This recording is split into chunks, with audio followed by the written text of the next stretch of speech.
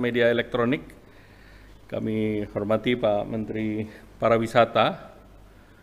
Pertama, rapat terbatas terkait dengan aktivitas ekonomi dan pariwisata, khusus mengenai perekonomian. Diperkirakan ekonomi dunia walaupun terjadi penurunan dan inflasi kelihatan sudah mulai lebih terkendali, dan juga dilihat harga energi tidak naik sesuai seperti perkiraan awal karena iklim yang lebih panas dan perkiraan harga energi dan kebijakan net zero di COVID di Cina sudah direvisi, sehingga terjadi kalibrasi terhadap resesi.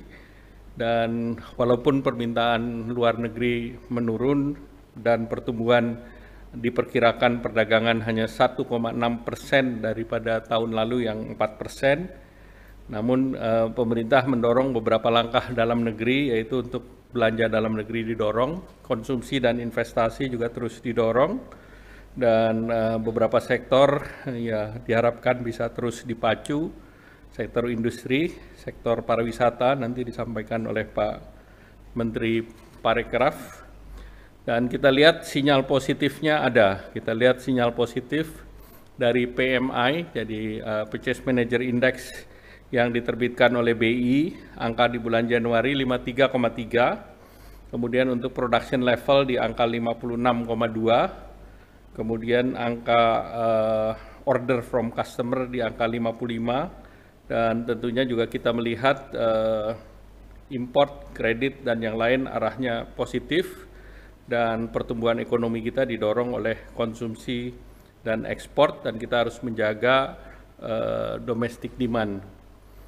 Nah, tentu pemerintah melihat tabungan rumah tangga dan tabungan korporasi selama COVID itu terus berada di perbankan, dan tentunya ini berharap bahwa ini merupakan sebuah peluang untuk investasi. Nah, kemudian pemerintah juga melihat dari PMI yang positif ini dan juga konsumen confidence-nya di atas 100, ini juga membuktikan bahwa masyarakat juga sudah mulai positif. Dan dari sektor perindustrian mengeluarkan rilis indeks kepercayaan industri juga di positif 51,54%, dan berbagai sektor sudah di atas 17 sektor di atas 50, artinya 17 sektor naik IKI-nya, yaitu mulai dari pengolahan tembakau, logam, peralatan listrik, mesin, logam dasar, makanan, alat angkutan, kemudian industri kertas juga di atas 50, dan beberapa sektor yang masih di bawah antara lain pakaian jadi, kemudian komputer. Nah, yang diperhatikan oleh pemerintah, sektor swasta juga masih menyimpan dananya di perbankan. Nah, ini yang perlu didorong agar net saving ini bisa direalisasikan dalam bentuk capex, dan pemerintah memonitor beberapa korporasi itu melakukan pembayaran ataupun manajemen hutang.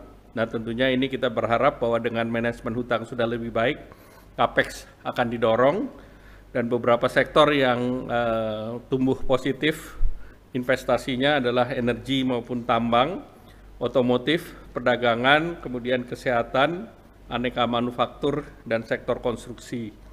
Nah, ini pemerintah berharap bahwa ini akan terus didorong kembali agar investasi terus berjalan. Kemudian yang terkait dengan kebijakan yang akan diambil, yang pertama tentu pemerintah mendorong daya beli masyarakat, menjaga inflasi. Inflasi di daerah yang dimonitor di bulan Januari ini memang salah satunya adalah sektor transportasi, dalam hal ini transportasi udara. Kemudian yang kedua terkait dengan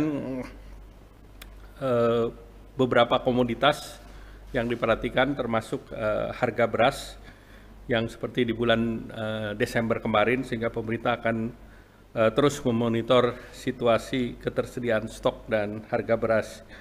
Kemudian juga pemerintah mendorong pelaksanaan dari kawasan ekonomi khusus, terutama pariwisata, dan pemerintah juga menilai beberapa hal yang bisa memperbaiki investasi di sektor pariwisata yang untuk didorong. Kemudian juga pemerintah juga mendorong agar revisi terhadap turunan dari Perpu Cipta Kerja untuk terus didorong, antara lain di revisi PP terkait dengan perizinan berusaha berbasis resiko, terutama yang berbasis perizinan dasar, yaitu KKPR, PBG, dan AMDAL. Nah, pemerintah akan terus melakukan hal-hal debottlenecking daripada perizinan agar investasi masih bisa berjalan dengan baik. Dan pemerintah juga komitmen investasi PSN yang sejumlah 30 proyek di tahun 2023, ini estimasi nilainya 360 triliun. Nah, ini diharapkan seluruhnya bisa direalisasi di tahun 2023. Selanjutnya kami persilakan Pak Menparekraf.